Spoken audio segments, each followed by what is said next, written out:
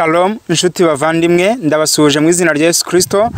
Umunsi mwiza kuri mwese, mbasabiye amahoro aturuka ku Mwami Imana kugira ngo ababeho, mbasabiye Mwuka Wera kugira ngo akomeze abuzure uko bwije nuko bukeye, akomeze abiyereke kandi akomeze kubahereza imbaraga, akomeze kubahereza imbuto ziruta izindi, abahereza urukundo muri mwebwe rwose kandi abagire neza. Ndabashuje rero mu izina rya Yesu Kristo, mbahaye ikaze kuri uyu munsi, mbahaye ikaze ku mwanya w'ijambo ry'Imana. Tugiye kwigana amagambo avuga ngo umwuka wera cyangwa se imbaraga za mwuka wera zizanwa no gutegereza. Imbaraga za mwuka wera zizanwa no gutegereza. Ndagira ngo hano mbere yuko ngira ikindi mvuga, mbibutse yuko muri iyi minsi abakristo muri rusange cyangwa se umuntu aragusigana akakubwira ati nyamara guma hano, ariko iyo agiye ukabona hashize umunsi, akabona hashize iminsi ibiri, utangira kurambirwa ukavuga ati byanze bikunze wa muntu yambeshye, ugatangira kuvaho yagusize. Nyamara ndagira ngo nkwibutse yuko umunsi azaza nimba yaragusize aho ngaho akajya gushaka ibintu bikagenda ukundi kuntu, bitewe yuko ntago ariko abo wayipanze cyangwa se bitewe na gahunda ziwe, n'igihe yahagusize kugira ngo abashe kureba kwihangana kwa. Ndagira ngo nkubwire yuko muri iyi minsi dutakaje kwihangana, dutakaje gutegereza mu byacu. Umuntu cyangwa se abantu muri iyi minsi turi kurambirwa agakiza, urahura n'ikigeragezo ukumva ibyagakiza urabirambiwe, urahura n'ingorane ukumva ibyagakiza birarambiwe, urahura n'ibintu binezeza Imana yagutera iteka ukumva ibyagakiza urabirambiwe. Ariko ndagira ngo nkubwire ngo ijambo ry'Imana rambwira ngo hahirwa wiringira yuko ibyo yabwiwe n'Umwami Imana bizasohora. Nta kabuza, turizeye kandi turategereje, turarindiriye yuko ibyo twabwiwe n'Umwami Imana bizasohora. Ntago dufite impamvu nimwe yatuma tuva ku Mwami Imana, ntago dufite impamvu nimwe yatuma tuva mu murwa. Ndagira ngo nkwibutse yuko Yesu Kristo akimara kuzuka yabwiye abigishwa barababwira ati nyamara dore ndagiye, aya n'amagambo yanjye yanyuma ndi kuvugana namwe, ariko icyakoza muzi yuko nabasezeranyije umufasha, ariko mugume mu murwa. Sunashimwe arabwira ati mugume mu murwa i Yerusalemu, nzaboherereza ibyo data yasezeranye namwe, nzaboherereza ibyo data yasezeranye namwe. Yari amaze iminsi 40 azutse, amaranye iminsi nabo yiyereka abantu. Ndagira ngo ngutangarize yuko Yesu Kristo akimara kuzuka yiyeretse abantu benshi, yiyeretse abamama, yiyereka abapapa, yiyereka intumwa, yiyereka abantu batandukanye. Iyo abantu bagerageje gufata urutonde cyangwa se bakagerageza gushaka ubushakashatsi, babona yuko ashobora kuba yariyeretse abantu barenga 500. Byanze bikunze rero mu bantu barenga 500, mwibuka abantu bari bategereje mu cyumba cyo hejuru, abantu bari mu cyumba cyo hejuru bategereje bari abantu 120. Sunashimwe abandi bari bararambiwe gutegereza, abandi bari babwiye ngo mugume mu murwa, bajya guserebura iby'umunsi mukuru wa Pentecote, bagiye gushaka iby'imbuto, bashaka ibyo barakoresha mu munsi mukuru, ariko bategereje ku munsi mukuru baguma mu cyumba cyo hejuru, bagumayo mu cyumba cyo hejuru barindiriye. Sunashimwe Yesu Kristo ararindira, barareka bararindira 120 bararindira. Ariko nyamara nagira ngo ngutangarize yuko abo barindiriye 12 120 aribo babonye umwuka w'Imana, aribo babonye imbaraga z'Imana, aribo babonye wa mwuka wera Kristo yari yarabasezeranyije. Yesu nashimwe, aribo babonye ibyo Kristo yari yarabateganyirije, aribo babonye byandi byo Kristo yari yababwiye ati mugume mu murwa muzahabwa imbaraga. Mureke dusoma amagambo y'Imana turi buze gusanga hano mu rwandiko rwanditswe na Luka, mu butumwa bwiza uko bwanditswe na Luka, ubutumwa bwiza uko bwanditswe na Luka ibice 24 umurongo wa 49. Haranditswe ngo kandi dore ngiye kuboherereza ibyo data yasezeranye, ariko mugume mu murwa kugeza ubwo muzambikwa imbaraga zivuye mu ijuru. Sunashimwe ndasubiramo, kandi dore ngiye kuboherereza ibyo data yasezeranye, ariko mugume mu murwa kugeza ubwo muzambikwa imbaraga zivuye mu ijuru. Yesu nashimwe. Yesu Kristo hano yarababwiye ati nyamara dore igihe kirageze, ngiye gusubirayo, igihe kirageze, ntandukanye namwe, maranye iminsi namwe 40 nkimara kuzuka, ariko dore ngiye kujya mu ijuru.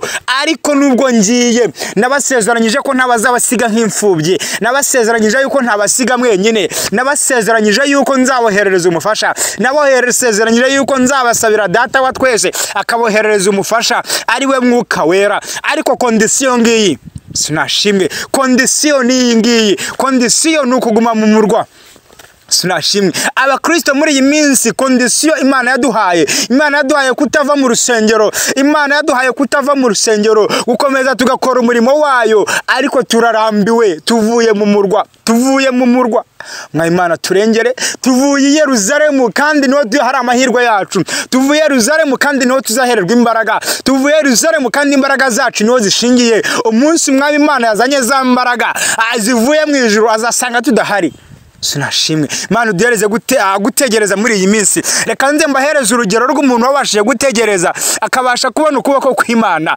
Morodekayi ku irembo ry'ibwami yabashije gutegereza, arategereza, ararindira icyo umwami Imana yavuganye nawe, arindira icyo umwami Imana yavuganye nawe, ariko yaratemberejwe mu murwa, yaratemberejwe, aratambagizwa ugati uyu niwe uku niko bazajya bagenza uwo mwami akunze kubaha. Sinashimwe icyo dusabwa muri iyi minsi ni ugutegereza nshuti bavandimwe. Ndagira ngo nkwibutse kugira ngo wa murwayi wari umaze imyaka 38 ku kidendezi cyitwa Betesida nta kindi cyatumye akira, ntabwo yarambiwe. Imyaka 38 arwaye, imyaka 38 ari ku kidendezi, imyaka 38 imvura imunyagira, imyaka 38 izuba rimwica, imyaka 38 ahura n'ibibazo, imyaka 38 ahura n'intambara, ariko arakomeza arategereza. Sinashimwe arakomeza arategereza, arakomeza ararindira, aravuga ati nubwo bamwe babona baterera mu mazi, ariko ndarindira, nyamara gutabarwa kwanjye nanjye kuzaboneka, nyamara gutabarwa kwanjye nanjye kuzashyikwaho. Si Kristo nashimwe, Kristo nashimwe. Ndagira ngo ngutangarize yuko muri iyi minsi ikintu tubuze ni ugutegereza. Twanze gutegerereza mu murwa kandi niwe imbaraga zacu ziri, Yesu nashimwe. Nta handi imbaraga z'umusenzi ziri uretse kugusenga ndetse no gutitiriza. Komeza utitirize imbaraga z'umwami Imana urazibona, komeza utitirize wakira ubwiza bw'Imana, komeza utitirize wongere kuri ubwiza bw'Imana muri wowe, maze imbaraga zivuye mu ijuru zikomeho. Kristo nashimwe. Haleluya, haleluya. Abwiye ati nyamara muzahabwa imbaraga Mwuka Wera nabamanukira, ariko kondisiyo niyi, mugume mu murwa.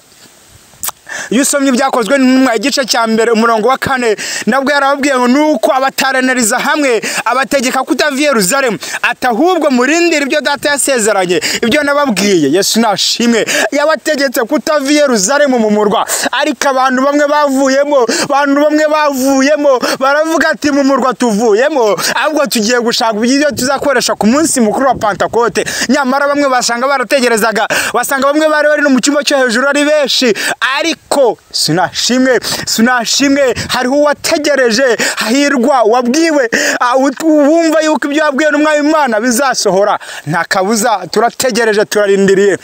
Sinashimwe ndagira ngo nkubwire yuko Sara mu myaka 90 yiwe yabonye umwana. Sinashimwe ndagira ngo nkubwire yuko imbaraga Sara yabonye imbaraga zimuhereza umwana, kandi nyamara ntago yarakijya mu mihango y'abakobwa, ntago yarakijya mu kwezi kw'abakobwa, ariko arategereza, aravuga ati byanze bikunze by'umwami Imana yambwiye, ndategereje. Ijambo ry'Imana rambwira ngo kuko Imana si kwapfuye ngo ananirwe kumva, nyamara ukuboko kwe si kwaheze ngo ananirwe gukora, ahubwo hari ikintu gitumye twirengagiza, nuko dukiranirwa, nuko tuvuye mu murwa, nuko tuvuye Yerusalemu. Sinashimwe Imana ntago yananiwe gukora nshuti bavandimwe. Imana ntago yananiwe ikibazo cyawe, Imana ntago yananiwe intambara zawe, Imana ntago yananiwe uburwayi bwawe, ariko urambiwe gutegereza Imana. Yesu nashimwe. Imana ntago yarambiwe, ibyo byubona ni bitoya kugereranya n'ibyo yakoze. Ibyo yakoze nibyo byari bikomeye, ariko tunanirwa gutegereza. Dutegereje mu murwa nshuti bavandimwe, tuzahabwa imbaraga zivuye mu ijuru, tuzahabwa imbaraga za Mwuka Wera, tuzahabwa imbaraga zivuye mu ijuru. Hanyuma sinashimwe ngo abigishwa bari mu cyumba cyo hejuru, abigishwa bari intumwa ziri mu cyumba cyo hejuru, ngo bari barabanije 120, ariko nyamara kubera ko bari barategereze iminsi 10 yose bari mu cyumba cyo hejuru, iminsi 10 yose bari mu cyumba cyo hejuru, bategereje ukuboko kw'Imana, bategereje gukora kw'Imana, bategereje imbaraga z'Imana.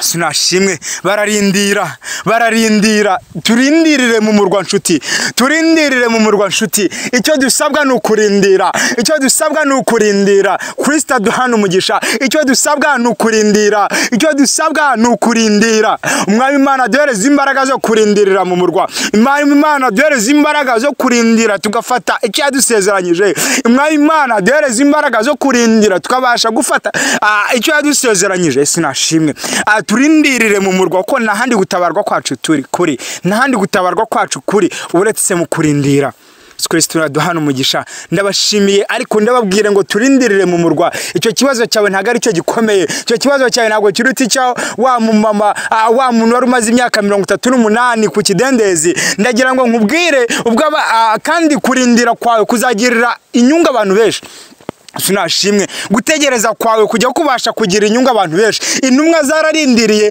hanyuma Petero na Yohana bamaze guhabwa mwuka wera baragenda basanga ikirema hari ikimuga cyari kiri kwirembo ryitwa ryiza cyari kimaze iminsi kirwaye cyari kimaze iminsi gisabiriza barangije barabwira ati ifeza n'izahabu ntaryo dufite ariko twararindiriye hari icyo twahawe imbaraga zivuye mu ijuru icyo dufite haguruka nashimwe amufata mu kiganza arambwira ati haguruka kurindira kwawe kujya kugirira abantu benshi umumaro kurindira kwawe gusenga kwawe kujya kugirira abantu benshi umumaro guma muri Yerusalemu ugume mu murwa ubundi gutabarwa kw'Imana kugere ku bantu bose wiva mu byiringirwa nshuti yanjye komeza icyo ufite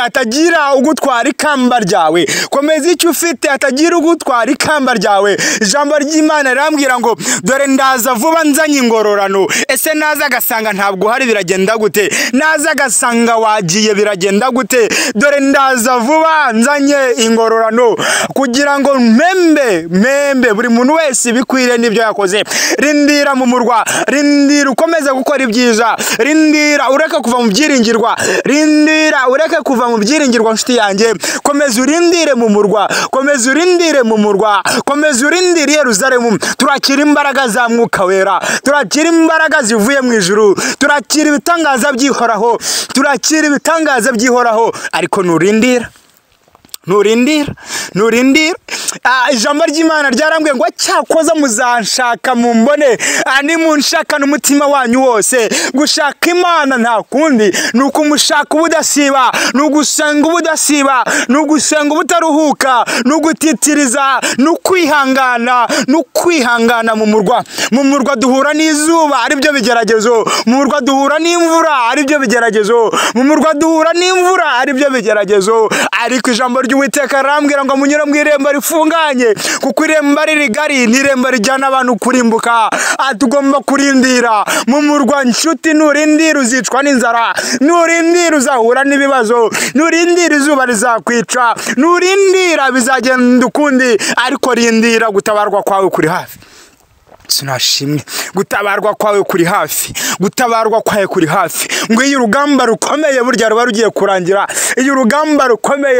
kurangira rindira mu murwa utazaba nk'abandi Kristo yabwiye ari abantu benshi akababwira ati nyamara mugume mu Yerusalemu mugume hano ariko bamwe bagasubira mu busambanyi abakandi bagasubira mu bujura bananiwe gutegereza nshuti bavandimwe komeza urindire by'Umwami Imana yadusezeranyije sinashimwe Mwami Imana duhereza imbaraga zo kurindirira mu murwa Imana duhereza imbaraga zo kurindira mu murwa dorazanye ingororano kugira ngo ahembe buri muntu wese gikwiriye n'icyo yakoze ese naze warasanga ukirindiriye ko yatubwiye ngo azaza nk'umujura ese we warasanga ukirindiriye cyangwa arasanga wasinziriye ese arasanga amatabaza yawe yaka cyangwa arasanga amatabaza yawe ntayahari ese imbuto zawe ziracyariho cyangwa imbuto zarashaje ese imbuto zawe zirakera cyangwa nawe umeze nka cya giti cy'umutini. Sinashimwe igiti cy'umutini Kristo agiye kugishaka imbuto arazibura. Komeza wera imbuto nshuti muvandimwe, komeza ugire urukundo muri wowe, komeza ugire kwihangana muri wowe. Imbuto za Mwuka Wera zikubeho, Mwuka Wera mwami, imbaraga za Mwuka Wera zikomeho, kuzuzwa buri munsi nibyo ngusabiye. Ubundi urindire icyo Umwami Imana yadusezeranyije, nta kabuza tuzasarura. Nitutagwa isari tuzasarura, kandi ibisarurwa bireze ni byinshi ariko abasaruzi ni benshi. Nyamara nawe wahabwa izindi mbaraga, ubundi ukajya kubasha gusarura. Wahabwa imbaraga ukabasha kujya gusarura, wahabwa imbaraga ugasarura icyo Umwami Imana yaduteganyirije. Kristo nashimwe. Riri niryo jambo ry'uyu munsi, ariko turindire nshuti bavandimwe, turindire tureke kuva mu murwa, turindire tureke kuva mu murwa, turindire tugume Yerusalemu, turindire tugume kuri gakondo, turindire tugume ku gukiranuka, turindire tugume ku kuri kwacu, turindire tugume ku gakiza kacu, turindire icyo Umwami Imana yadusezeranyije. Yesu Kristo aduhana umugisha. Shalom, ndabakunda. Imana ibahereze umugisha. Reka dusenge. Mwami urakoze kuri mwiza. Twari turimo tuvuga kurindira, imbaraga ziva mu kurindira. Urakoze kuduhaye kurindirira Yerusalemu, urakoze kuduhaye kurindirira mu bibazo byose turimo. Nyamara ngo gutabarwa kwacu kuregereje, nyamara ngo umuntu ashobora kuba ararasirira, ariko byacya mu gitondo impundu zikavuga. Duhereze kurindirira Mwami icyo wadusezeranyije. Urakoze kuri mwiza, urakoze kushobora byose. Dusabye twizeye ku bwa Yesu Kristo Umwami wacu. Amen, amen, amen.